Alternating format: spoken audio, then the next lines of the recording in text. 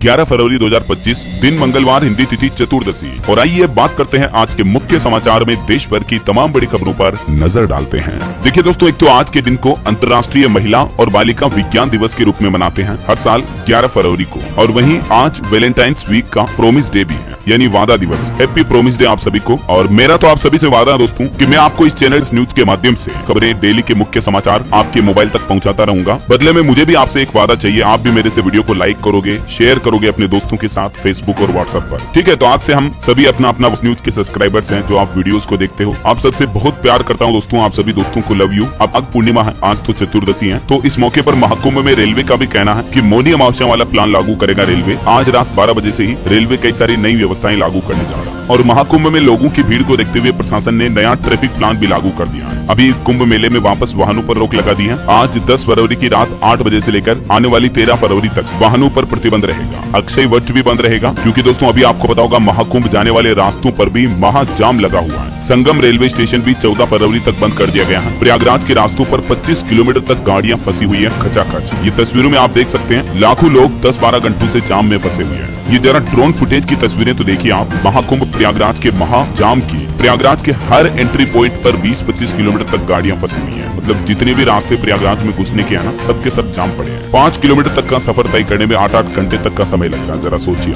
और अभी तो हालत ये है कि महाकुंभ जाने वाले जो रास्ते हैं उनमें 300 किलोमीटर पहले ही पुलिस लोगों को ये हिदायत दे रही है कि मत जाइए, अभी मत जाइए, आगे बहुत ज्यादा जाम लगा हुआ ट्रैफिक जाम है। मतलब 300 किलोमीटर पहले ही पुलिस प्रशासन लोगों को ये अलर्ट कर रहा है। हालांकि प्रशासन का इस भीड़ पर कहना है कि ये कोई असफलता नहीं है, बल्कि तीर्थ यात्रियों की अपार संख्या का परिणाम है। और वैसे अभी महाकुंभ में नियंत्रण करने के लिए उत्तर प्रदेश के मुख्यमंत्री योगी आदित्यनाथ ने 51 और एक्सपर्ट अफसर भेजे हैं। सीमावर्ती जिलों में 70 जगहों पर कैंप भी लगाए जाएंगे ताकि ट्रैफिक मैनेजमेंट को बेहतर किया जा सके, है ना। और बीते दिन आपको पता होगा देश की राष्ट्रपति द्रौपदी मुर्मू ने भी महाकुंभ का दौरा किया। यहाँ हनुमान मंदिर में पूजा अर्चना भी की और महाकुंभ संगम में डुबकी लगाई। और राष्ट्रपति के साथ ही बॉलीवुड एक्ट्रेस सोनल चौहान भी महाकुंभ पहुंची। एसटीएफ चीफ अमिताभ यश भी विशेष विमान से महाकुंभ से रवाना हुए। ये देख सकते हैं आप देश के महामहिम राष्ट्रपति के महाकुंभ दौरे की कुछ तस्वीरें भी। तो ये तो दोस्तों कुंभ का माहौल चल रहा है। और चलिए आगे बढ़ते हैं। अपन देश के प्रधानमंत्री नरेंद्र मोदी ने परीक्षा पे चर्चा कार्यक्रम आयोजित किया। अभी बोर्ड एग्जाम का समय चल रहा तो स्टूडेंट से बातचीत की। पीएम मोदी ने फोकस के लिए क्रिकेट का उदाहरण देते हुए मंत्र भी दिया और कहा कि जिस तरह से एक क्रिकेटर सिर्फ बॉल पर फोकस करता है, ना कि ग्राउंड में हो रहे शोर शराबे पर, तो इसी तरह से स्टूडेंट विद्यार्थियों को भी अपना फोकस सिर्फ लक्ष्य पर बनाए रखना चाहिए। और देश के पेरेंट्स माता पिता से भी प्रधानमंत्री ने आग्रह किया कि बच्चों पर पढ़ाई का प्रेशर न डालें, बल्कि पेरेंट्स बच्चों की भावनाओं को समझे। अगर बच्चों को आर्टिस्ट बनना है तो उन्हें इंजीनियर मत बनाओ। बच्चों का इंटरेस्ट क्या है, किस फील्ड में वो अपनी इच्छा रखते हैं, उसी फील्ड में बच्चों को माता पिता को आगे बढ़ाना चाहिए और सपोर्ट करना चाहिए। ऐसा नहीं कि शर्मा जी का लड़का डॉक्टर बन गया, इंजीनियर बन गया, तो हमारा भी बच्चा वही बने। समझ रहे हो? ये बहुत ही अच्छी बात कही है प्रधानमंत्री ने। और जो आजकल के स्टूडेंट भी बहुत जल्दी डिप्रेशन, एंजाइटी, तनाव में चले जाते हैं, तो परीक्षा पे चर्चा में छात्रों से पीएम मोदी ने इस बात को लेकर भी कहा कि वे अपने मन की बात अपने पेरेंट्स से खुलकर करें। और लीडरशिप पर भी बात करते हुए पीएम मोदी ने कहा कि एक लीडर को टीम वर्क सीखना जरूरी है। सिद्धांत बनाए,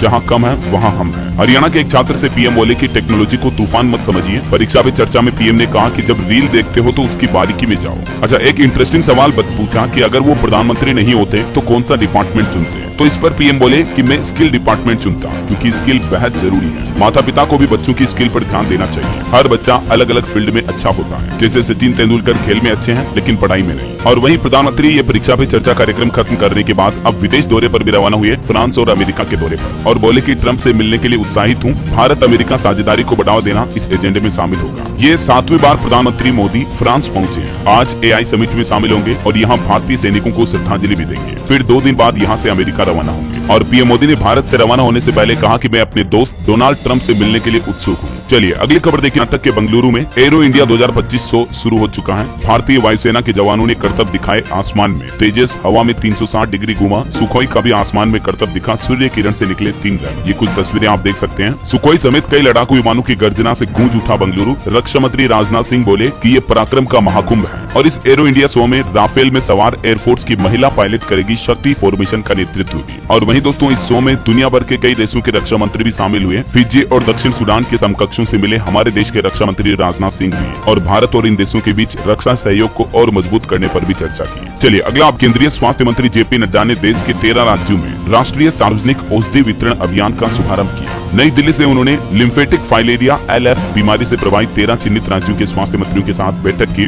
वीडियो कॉन्फ्रेंसिंग के जरिए और ये नए अभियान की शुरुआत की है। इसका उद्देश्य है इस बीमारी को पूरी तरह से खत्म करना इन राज्यों से। फाइलेरिया जो कि संक्रमित मच्छरों से फैलने वाला एक तरह का परजीवी रोग है, इसे हाथी पांव के नाम से भी जाना जाता है ना। तो ये वो 13 राज्य हैं जहां इस तरह के रोग सबसे ज्यादा बढ़ रहे हैं। तो इन राज्यों में ये नया अभियान शुरू किया है, दवाएं भी वितरित की जाएगी लोगों को इस गंभीर बीमारी से बचाने के लिए। चलिए अगली खबर आ रही है। अप्रैल से लेकर दिसंबर 2024 के दौरान 1.88 लाख करोड़ रुपए की जीएसटी चोरी पकड़ी गई। सरकार ने लोकसभा में ये डेटा जारी किया। और वहीं दोस्तों भार मैन्युफैक्चरिंग पर अच्छी खबर आ रही है कि केंद्र सरकार की PLI स्कीम का असर दिखा। बीते 10 महीनों में एप्पल कंपनी का आईफोन निर्यात 1 लाख करोड़ के पार पहुंच चुका है। देखिए मतलब मेड इन इंडिया आईफोन अब भारत में बनने लगा और इतना ज्यादा एक्सपोर्ट भी हो रहा है। एक वक्त था जब आईफोन केवल चाइना में बनता था और भारतीय लोग भी चाइना का आईफोन ही खरीदते थे, लेकिन अब देखिए भारतीयों के अलावा भी और भारत से एक्सपोर्ट हो रहे हैं आईफोन उल्टा बनकर। तो ये एक अच्छी बात है, मेक इन इंडिया पहल को बढ़ावा मिल रहा है। और वहीं देखिए बजट सत्र का 7वां दिन कुछ यूं रहा। राज्यसभा में सोनिया गांधी बोली 14 करोड़ लोग खाद्य सुरक्षा कानून से वंचित हैं, सरकार जल्द से जल्द जनगणना करवाए। जनगणना के मुद्दे पर जोर देते हुए सोनिया गांधी बोली कि सरकार को जल्द से जल्द ये सेंसस कराई जानी चाहिए ताकि सभी पात्र व्यक्तियों को खाद्य सुरक्षा कानून का लाभ मिल सके। चलिए बड़ी खबर देखो, राज्य में अगर 10 दिन के अंदर सरकार नहीं बनी तो राष्ट्रपति शासन लगेगा। सूत्रों के हवाले से मीडिया रिपोर्ट्स में एक खबर चली, क्योंकि अभी एक दिन पहले आपको पता होगा मणिपुर के मुख्यमंत्री एन बीरेन सिंह ने तो अपना इस्तीफा सौंप दिया है। तो मणिपुर में नया मुख्यमंत्री बनना, नई सरकार बनना बहुत जरूरी है। और देखिए मुख्यमंत्री के इस्तीफे के बाद भी मणिपुर में सेना ने 8 उग्रवादियों को गिरफ्तार किया, 25 हथियार गोला बारूद भी बरामद हुए। अभी भी मतलब मणिपुर में हिंसा थमने का नाम नहीं ले रही है। और वहीं देखिए हमारे पेट्रोलियम मंत्री का कहना है कि भारत सभी स्रोतों से ऊर्जा खरीदने के लिए तैयार है, तो आने वाले साल 2026 में गैस की कीमतें घटेगी। केंद्रीय पेट्रोलियम मंत्री हरदीप सिंह पुरी की तरफ से ये बात की जानकारी दी गई। वहीं खबर देखिए दिल्ली में आम आदमी पार्टी की हार के बाद अब आप संयोजक अरविंद केजरीवाल के घर पहुंचे सत्येंद्र जैन, और दिल्ली में हार को लेकर पार्टी में मंथन भी तेज हुआ। और कुछ रिपोर्ट्स आ रही हैं कि पीएम मोदी की ड्रग्स के खिलाफ जीरो टॉलरेंस नीति का असर दिखा। अवैध तरीके से ड्रग्स की जब्ती में 55% तक की बढ़ोतरी हुई है बीते साल 2024 में। वहीं देश की वित्त मंत्री निर्मला सीतारमण का कहना कि अगर बैंकों और एनबीएफसी ने सोने की नीलामी के नियम तोड़े तो सख्त कार्रवाई होगी, क्योंकि अभी गोल्ड में काफी ज्यादा महंगा चल रहा। तो इसको लेकर देश की वित्त मंत्री ने गोल्ड लोन का भुगतान करने पर भी बैंकों और एनबीएफसी कंपनियों को सख्त चेतावनी दी है। और वहीं सीबीआईसी के चेयरमैन का भी कहना कि भारत में सोने की तस्करी में बड़ी गिरावट आई है। सीबीआईसी चेयरमैन बोले कि इस साल अब तक 4800 किलो से भी ज्यादा सोना जब्त हुआ। सोने में आयात शुल्क यानी इम्पोर्ट ड्यूटी कटने के बाद गोल्ड तस्करी में ये बड़ी गिरावट देखने को मिली है। वैसे अभी तो गोल्ड का रेट बहुत ज्यादा ही बढ़ा हुआ है। चलो मैं आपको लेटेस्ट रेट का अपने की कीमतों ने ध्वस्त किए सभी रिकॉर्ड। अमेरिका के नए राष्ट्रपति डोनाल्ड ट्रंप की धमकियों के बीच 2430 रुपए महंगा हुआ सोना। एक ही दिन में सोने के भाव में इतनी तेजी की बढ़ोतरी देखी गई। और अभी वैश्विक अस्थिरता यानी दुनिया में जो काफी कंट्रोवर्सी चल रही है, इस बीच गोल्ड ऑल टाइम हाई पर पहुंच चुका है। पहली बार सोने का भाव 85,000 रुपए प्रति 10 ग्राम के भी पार पहुंचा। बीते 41 दिनों में सोने की कीमत 9,500 रुपए तक बढ़ी है। इसी साल मार्केट एक्सपर्ट का यह अनुमान है कि सोना 90,000 रुपए तक भी जा सकता है। 1 जनवरी से लेकर अब तक मतलब लगभग 1 महीना और 10 दिन हुए और सोने में 9,500 रुपए तक की बढ़ोतरी देखने को मिली। चांदी भी काफी ज्यादा महंगी चल रही है। बीते एक दिन में ही चांदी 132 रुपए बढ़कर 95,533 रुपए प्रति किलो पहुंच चुकी है। चलिए अगली खबर आ रही। बीती एक रिपोर्ट देखिए कि साल 2033 तक 1.8 लाख करोड़ डॉलर तक पहुंच जाएगा देश का कुल व्यापार। उत्पादन में भी देश की ताकत बढ़ रही है। बीसीजी यानी बोस्टन कंसल्टिंग ग्रुप की तरफ से ये लेटेस्ट रिपोर्ट में भारत के प्रोडक्शन और ग्रोथ रेट को लेकर अनुमान जताया गया। और सरकारी 8th पे कमीशन पर अपडेट आ रहा कि केंद्रीय अर्धसैनिक बल सीआरपीएफ ने 8वें वेतन आयोग की संदर्भ शर्तों पर 12 सुझाव दिए हैं। इनमें ओपीएस, पैरामिलिट्री भत्ता, टैक्स फ्री जोखिम भत्ता, टैक्स फ्री राशन भत्ता व 2 आईसी का पे स्केल लेवल 12 और 13 में अपग्रेड करने जैसे कई महत्वपूर्ण सुझाव सरकार को दिए गए हैं। मतलब 8वें वेतन आयोग के निर्माण में, डेवलपमेंट में सरकार को इन बातों पर ध्यान देना चाहिए। ऐसा ये सभी सुझावों की कुल लिस्ट भी आप देख सकते हैं, जो कि केंद्रीय अर्धसैनिक बलों की तरफ से सरकार को दिए गए 8th पे कमीशन में बदलाव करने के लिए। देखते हैं अब सरकार इस पर क्या फैसला लेती है। जो भी अपडेट आएगा मैं आपको बता दूंगा। और वहीं बड़ा फैसला देखिए, बार काउंसिल का विधि छात्रों से आपराधिक इतिहास की जानकारी लेना कोई अवैध नहीं है। इस फैसले पर बॉम्बे हाईकोर्ट ने भी मुहर लगा दी है। विधि छात्रों का मतलब तो आप समझ गए हो ना, जो मतलब स्टूडेंट लॉ की पढ़ाई कर रहे हैं या एलएलबी वगैरह कर रहे हैं, तो ऐसे छात्र आपराधिक इतिहास की जानकारी ले सकते हैं कोर्ट से। ऐसा बॉम्बे हाईकोर्ट की तरफ से ये स्टूडेंट के हित में फैसला सुनाया। और में केंद्र सरकार ने बड़ा फैसला लिया, किसानों को बड़ा तोहफा देते हुए केंद्र सरकार ने सोयाबीन की खरीद महाराष्ट्र में 24 दिन और तेलंगाना राज्य में 15 दिन और बढ़ा दिया। इसी तरह से गुजरात में भी मूंगफली की खरीद 6 दिन और कर्नाटक में 25 दिन बढ़ाई गई है। और भी कई अलग अलग राज्यों में एमएसपी पर खरीद को मंजूरी दी है। पूरी राज्यों के नाम लिस्ट भी आप देख सकते हैं, ताकि ज्यादा से ज्यादा किसान भाई लोग अपनी फसलों को एमएसपी पर बेच सकें। और वहीं अब आपका चेहरा ही होगा आधार कार्ड। कागजी झंझट खत्म होंगे, अब तेजी से और सुरक्षा के साथ मिलेगी तमाम सेवाएं। उदय की तरफ से यह नया प्लान बनाया जा रहा है। अब आपके चेहरे से आधार का प्रमाणीकरण हो पाएगा। मतलब अब आपको किसी भी तरह की सेवाओं के लिए आधार कार्ड या फिजिकल डॉक्यूमेंट दिखाने की जरूरत नहीं होगी। बल्कि फेस ऑथेंटिकेशन से ही डायरेक्टली आपकी पहचान सत्यापित हो जाएगी। समझ रहे हो? ये नया सिस्टम शुरू करने जा रही उदय जल्दी। इसके अलावा भी कुछ और प्लान है। दूसरा देखिए, आप अब निजी कंपनियां भी आधार प्रमाणीकरण कर सकेंगी। आसान और तेज सेवाओं में ईज ऑफ लिविंग को बढ़ावा मिलेगा। सेवाओं तक तुरंत पहुंच, कोई देरी नहीं है। जैसे आपका यात्रा, होटल टिकट बुकिंग करना, आईडी प्रूफ दिखाने की जरूरत नहीं पड़ेगी। सिर्फ कैमरे के सामने चेहरा दिखाने से ही आपका ऑथेंटिकेशन पूरा हो जाएगा और तुरंत आपको सेवा मिल जाएगी। ये कुछ 8 बड़े प्लान किए जा रहे उदय की तरफ से। पूरी कंप्लीट लिस्ट आप देख सकते हैं स्क्रीन पर आधार कार्ड को लेकर।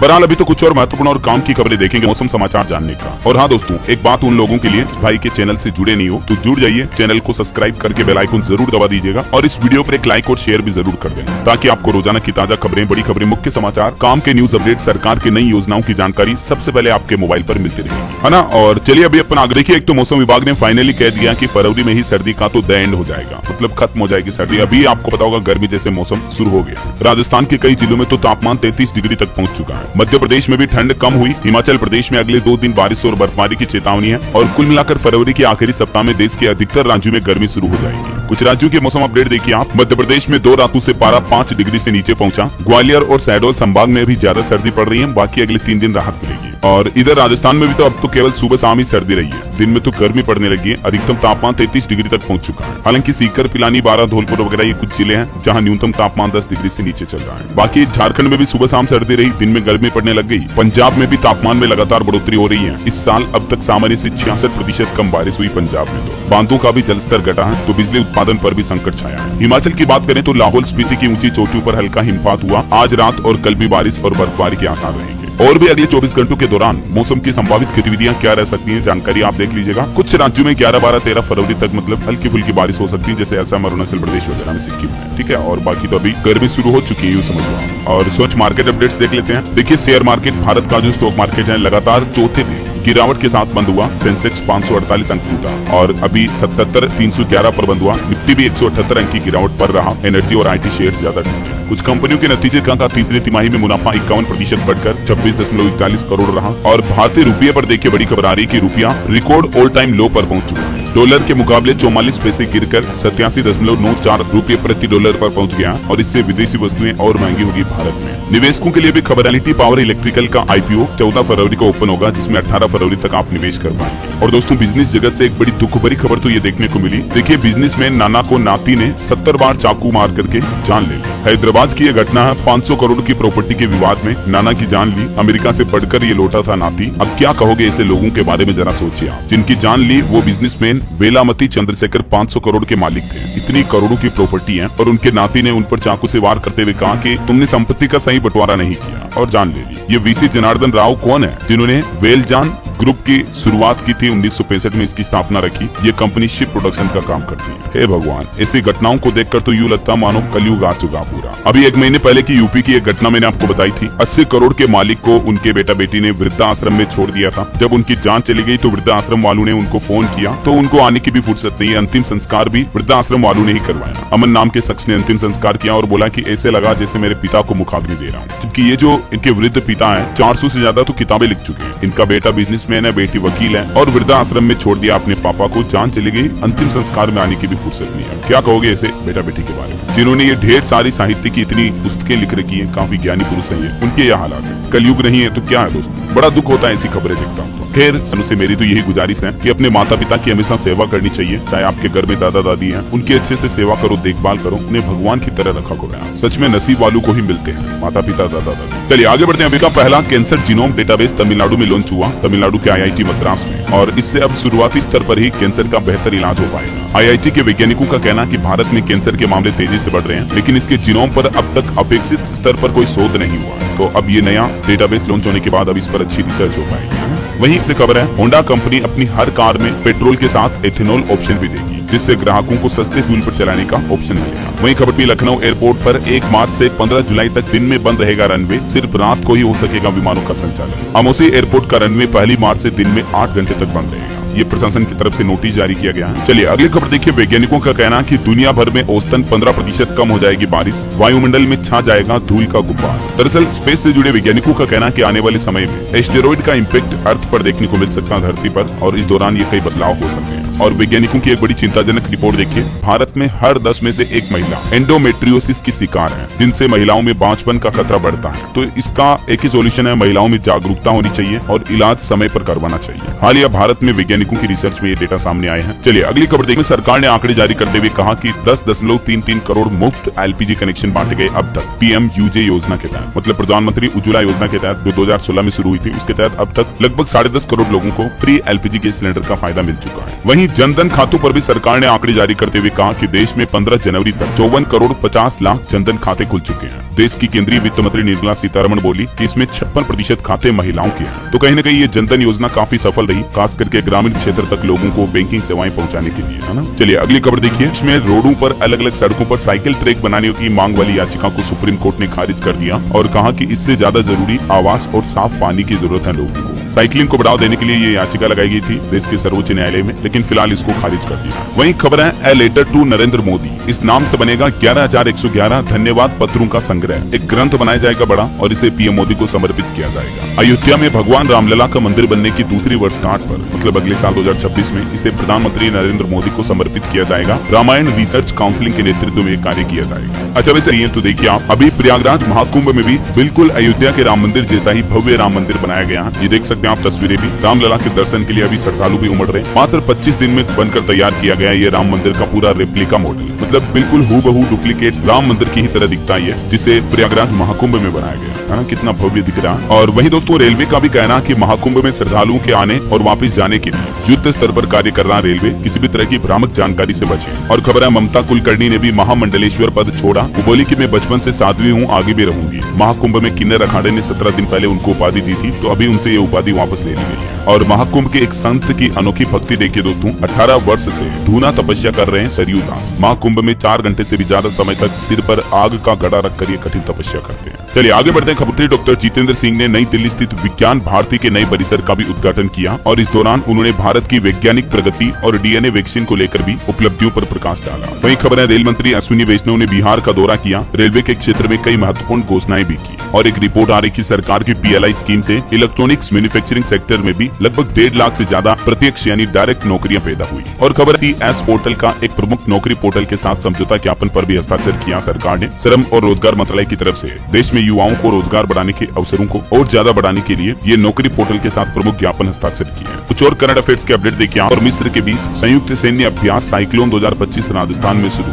ये 14 दिनों तक चलेगा। और खबर है आईडीएफसी फर्स्ट बैंक ने अमिताभ बच्चन का डिजिटल अवतार भी लॉन्च किया। इस पहल का उद्देश्य ग्राहकों को एक नया और व्यक्तिगत बैंकिंग अनुभव प्रदान करना है। वहीं देखिए रोटरडेम इंटरनेशनल फिल्म फेस्टिवल में बेड गर्ल ने नेटपेक अवार्ड जीता और दिल्ली वर्ल्ड बुक फेयर में भी इस बार नया रिकॉर्ड बना, 20 लाख से ज्यादा लोग पहुंचे। वहीं खबर देखिए गौतम अडानी ने लॉन्च किया Adani health city. Mayo clinic के साथ मिलकर लोगों को अफोर्डेबल स्वास्थ्य सुविधा देने के उद्देश्य से अडानी ग्रुप की तरफ से ये नई हेल्थ सेक्टर में सर्विस लॉन्च की है। और क्रूड ऑयल पर खबर आ रही है कि फिर से $75 के पार हुआ कच्चा तेल, तो हो सकता है कि इससे आने वाले समय में हमारे देश में भी पेट्रोल डीजल की कीमतें बढ़ सकती है। वहीं खबर बिहार में बेबी कॉर्न से किसान ज्यादा पैसे कमा पाएंगे। कृषि वैज्ञानिकों की तरफ से एक नया प्लान बनाया गया, जिसमें उन्होंने किसानों से कहा कि रबी की फसलों के बाद खेतों को खाली न छोड़ें, बल्कि बेबी कॉर्न, मक्का या मूंग की खेती करें। तो ये इस तरह का फसल चक्र अपनाने से किसानों की आय 30 से 40% तक बढ़ सकती है। मतलब ये भी किसानों के लिए एक बेहतरीन विकल्प हो सकता है। कुछ और जानकारी आप देख सकते हैं इस बारे में। और वही देखिए बड़ी खबर, यूट्यूबर पॉडकास्ट करने वाले जो रणवीर अलाहाबादिया, उन्होंने हाल ही में माता पिता पर कुछ उल्टा सीधा बयान दिया। उसके बाद उनके लिए काफी कंट्रोवर्सी पैदा हो गई, काफी बवाल मच गया। रणवीर अलाहाबादिया और समय रैना के भद्दे कमेंट पर इतना बवाल मचा कि उनको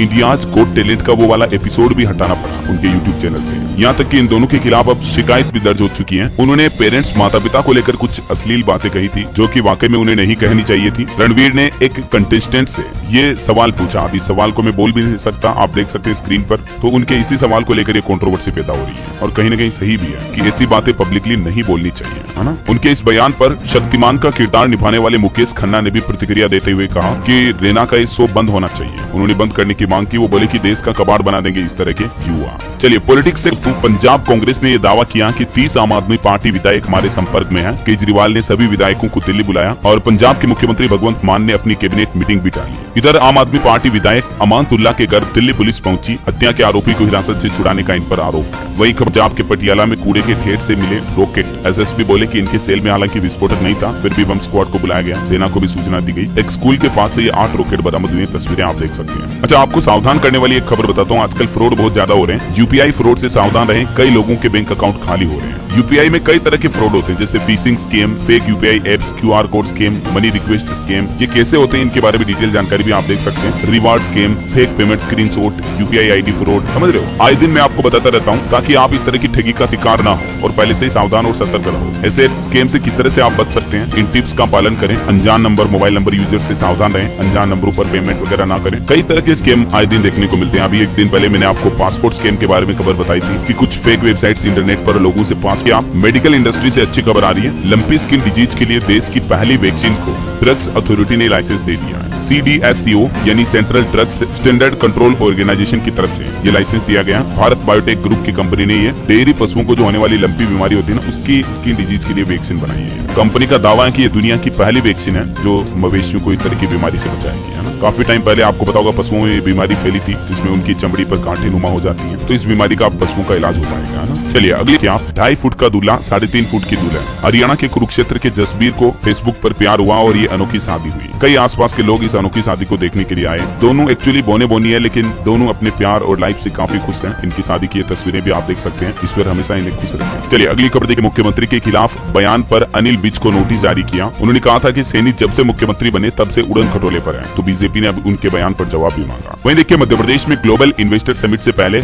2 लाख पौधों और 5,000 पेंटिंग से सजावट की जा रही है। 17 किलोमीटर रूट पर मेहमानों को दिखेगी मध्य प्रदेश की संस्कृति की झलक भी। 24 और 25 फरवरी को एमपी के भोपाल में ये GIS समिट का आयोजन होने जा रहा है। और खेल समाचार पर रणजी ट्रॉफी में मुंबई ने 292 रन की बढ़त ली। सूर्य कुमार और रहाणे की 50 देखने को मिली। दूसरी पारी में स्कोर 278/4 रहा। ऑटो इंडस्ट्री से खबर है, 17 फरवरी को लॉन्च होगी BYD की सिलायन 7 EV। फुल चार्ज करने पर 567 किलोमीटर तक की रेंज देगी। कंपनी का दावा है कि 7 मार्च से इसकी डिलीवरी भी शुरू कर दी जाएगी। वही खबर देखिए, भारतीय रिजर्व बैंक RBI ने जो अब रेपो रेट घटाई है, तो इससे अब एक रिपोर्ट आ रही है कि बैंक अपनी FD की ब्याज दरें भी कम कर सकते हैं। अभी देश के कुछ बड़े बैंकों में आपको 7.25% तक भी FD पर ब्याज मिल रहा है। ये देश के 5 बड़े बैंकों के FD की इंटरेस्ट रेट भी आप देख सकते हैं अलग अलग टाइम पीरियड में। हालांकि भले ही FD की ब्याज दरें बैंक कम कर सकते हैं, लेकिन इससे अच्छी बात यह है कि रेपो रेट कम होने से आपको लोन वगैरह भी सस्ते मिलेंगे बैंकों से। चलिए अगली खबर देखिए, उड़ीसा के मुख्यमंत्री मांझी ने युवाओं के लिए बड़ा ऐलान करते हुए कहा कि राज्य के युवाओं को रोजगार मिलेगा। 5 साल में राज्य में 11 कैंसर केंद्र खोले जाएंगे। उड़ीसा के मुख्यमंत्री मोहन चरण मांझी की तरफ से ये बड़ी घोषणा की गई। वहीं बिहार के यानी शिक्षकों के लिए भी बड़ी खुशखबरी आ रही है। सरकार ने सैलरी बढ़ा दी है। दरअसल बिहार में फार्मेसी कॉलेज के अतिथि शिक्षकों को यानी जो गेस्ट टीचर होते हैं, उनको नीतीश सरकार ने ये बड़ा तोहफा दिया है। उनके मानदेय में बढ़ोतरी की गई है। पहले जहां शिक्षकों को प्रति क्लास 1,000 रुपए दिए जाते थे, तो उसको बढ़ाकर 1,500 रुपए प्रति क्लास कर दिया और अब महीने की अधिकतम तनख्वाह भी 50,000 रुपए तक निर्धारित की गई।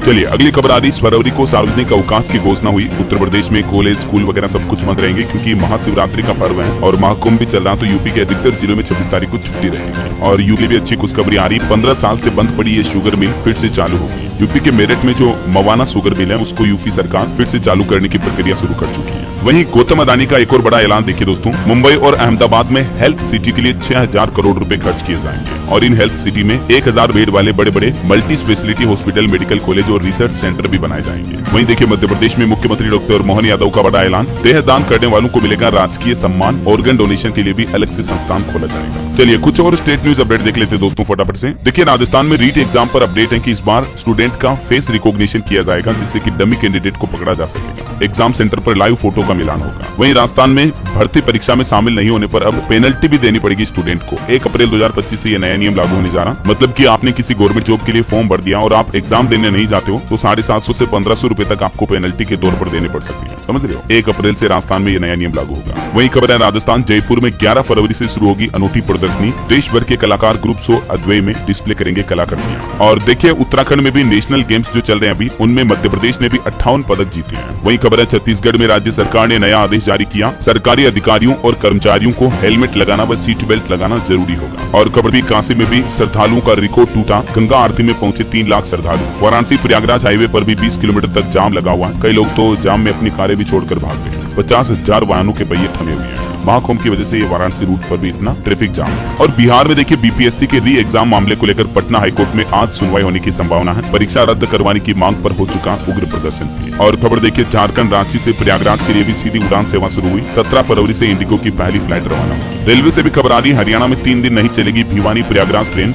11 से 13 फरवरी तक बंद रहेगी। उदयपुर सिटी मंदसौर भी 7 दिन तक नहीं चलेगी। चलिए दोस्तों कुछ एजुकेशनल अपडेट्स देख लेते हैं। देखिए बिहार के सीबीएसई स्कूलों में एक बड़ा बदलाव देखने को मिलेगा। अब एक कक्षा में अधिकतम सिर्फ इतने स्टूडेंट ही बैठ पाएंगे। पहली से 12वीं तक अधिकतम 40 स्टूडेंट रखने का ही निर्देश जारी किया केंद्रीय माध्यमिक शिक्षा बोर्ड ने। वहीं सरकारी नौकरी पर खबर आ रही, राजस्थान में कांस्टेबल के 6500 पदों पर भर्ती का नोटिफिकेशन जारी हुआ। 12वीं पास युवाओं को मौका है। हालांकि इसका नोटिफिकेशन तो 5 फरवरी को जारी हो चुका है, लेकिन अभी तक आवेदन शुरू हुए नहीं है। जैसे ऑनलाइन फॉर्म भरना शुरू होते मैं आपको बता दूंगा अपडेट। और बाकी इस सप्ताह कुछ और रिक्रूटमेंट्स निकली हुई है। सीड 1 में 740 पदों पर भर्तियां हैं। सुप्रीम कोर्ट ऑफ इंडिया में भी 241 वैकेंसी है। टोटल 1873 नई भर्तियां निकली इस सप्ताह। वही खबर देखिए आप गेट 2025 एग्जाम पर भी अपडेट आ रहा। प्रयागराज में नहीं होगी 15-16 फरवरी की गेट की परीक्षा। महाकुंभ भीड़ के कारण केंद्र में यानी एग्जाम सेंटर में ये बदलाव किया गया। और दोस्तों अभी कुंभ की बढ़ती भीड़ के चलते उत्तर प्रदेश के इस जिले में तो प्री प्राइमरी से लेकर 12वीं तक के स्कूल भी 14 तारीख तक बंद रहेंगे। महाकुंभ के कारण कई जिलों में स्कूल में प्रशासन ने छुट्टियां घोषित कर दी हैं। जैसे अयोध्या में भी छुट्टी का आदेश जारी हो चुका है। और देखिए आईएएफ भर्ती एग्जाम के एडमिट कार्ड जारी हुए। 22 और 23 फरवरी को होगी परीक्षा। वहीं मध्य प्रदेश में भी सरकारी नौकरी पर खबर आ रही, असिस्टेंट प्रोफेसर के 2117 पदों पर भर्ती निकली है। 27 फरवरी से आवेदन शुरू होंगे। लास्ट डेट रहेगी इसकी 26 मार्च 2025। और एक नया नियम ये लागू होने जा रहा। मध्य प्रदेश बोर्ड में 10वीं 12वीं की परीक्षा में बड़ा बदलाव। अब 2 बार होंगे मुख्य एग्जाम। वैसे 2 मुख्य परीक्षाओं का मॉडल गुजरात और छत्तीसगढ़ राज्य में पहले से ही लागू है। तो मध्य प्रदेश सरकार का भी कहना कि अब एमपी राज्य में भी ये नया सिस्टम लागू किया जाएगा जल्दी, है ना। चलिए अंतर्राष्ट्रीय न्यूज पर खबर है दोस्तों। डोनाल्ड ट्रंप ने एक और चौंकाने वाला फैसला सुनाया। कहा कि अब अमेरिका में नहीं बनेंगे नए सिक्के। ट्रेजरी को ये नया निर्देश जारी किया। वही खबर है स्टील और एल्यूमिनियम के आयात पर भी 25% टैरिफ लगाएंगे डोनाल्ड ट्रंप। सभी देशों पर लागू होगा यह नया आदेश। ओके और चलिए अंतिम फल पर नजर डालते हैं। देखिए मेष राशि वालों की एक्स्ट्रा इनकम के सोर्स बनेंगे और तुला राशि वालों को बिजनेस में फायदा हो सकता है। 11 फरवरी को आज बुध का भी राशि परिवर्तन हो रहा, तो 27 तारीख तक कुंभ राशि में रहेगा बुध। कई राशियों के लिए ये भी शुभ रहेगा। और बाकी ये जो नया सप्ताह ये भी 6 राशियों के लिए अच्छा रहेगा। सिंह कर्क समय है ना। और भी कुछ अलग अलग राशियों का राशिफल आप देख सकते हैं स्क्रीन पर। और हाँ दोस्तों आप मुझे कमेंट करके बताइए कि कर्नाटक के बेंगलुरु में शुरू हुआ एरो इंडिया 2025 शो किस तारीख तक चलेगा। कमेंट में लिखिए। सही जवाब देने वाले लोगों को रैंडमली सेलेक्ट होने पर जीतने का मौका मिलेगा। और इसी के साथ ही अगर आपको वीडियो अच्छा लगा तो इसे लाइक करना, शेयर भी करना, न्यूज चैनल को सब्सक्राइब करके बेल आइकन जरूर दबा देना। रोजाना ऐसी इंफॉर्मेटिव जानकारियां, महत्वपूर्ण मुख्य समाचार, काम की न्यूज अपडेट देखते रहने के लिए। ओके ख्याल रखिएगा अपने आप का, अपने परिवार का। मिलेंगे अगले नेक्स्ट अपडेट में, तब तक के लिए जय हिंद।